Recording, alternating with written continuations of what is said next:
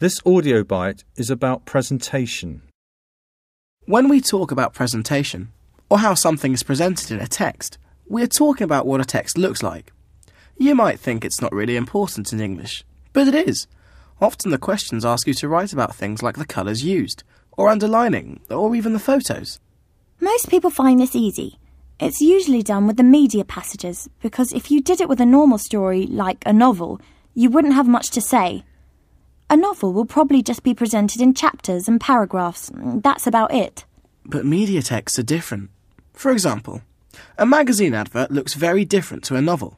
And if you hold a media passage up at arm's length, you'll see how it's organised. For a start, they often have headings in bigger, bolder type. Like a newspaper with headlines like, Prince to marry in August. You tend to read these headings first, so you can quickly work out what it's about. The headings can also guide you, so you might not read everything in a leaflet, just the bits you need to know. And the text is often written in different sections, so you can have a heading with some writing underneath, and then another heading, and so on. This splits up the information. It looks better, but it's also quicker and easier to read.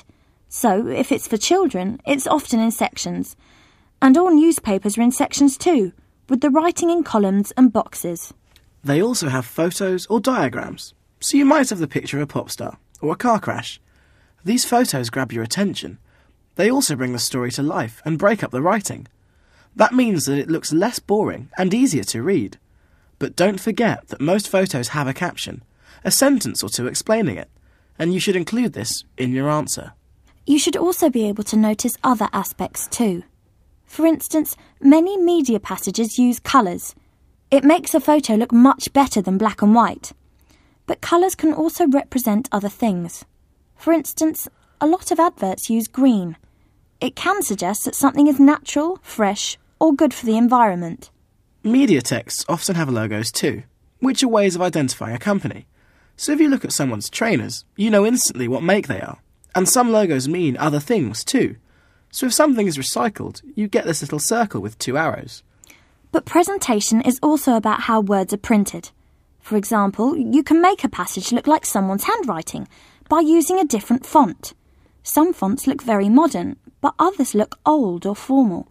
And you can split information by putting it in bullet points. Or write words in capital, italics, bold, or underlined. Whatever it is, you always need to write what the effect is. Does it make it easier to read? Does it make it stand out? Or is it there to help the reader? It should be clear that presentation is important in media texts. Look at the passage from a distance and you can spot things like headings, sections, boxes, columns, photos, diagrams and captions. Write about other things, like colours, logos, and the way the words are printed out.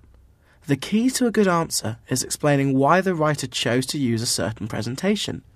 Was it to grab your attention, to create a special image, or to make it easier to read?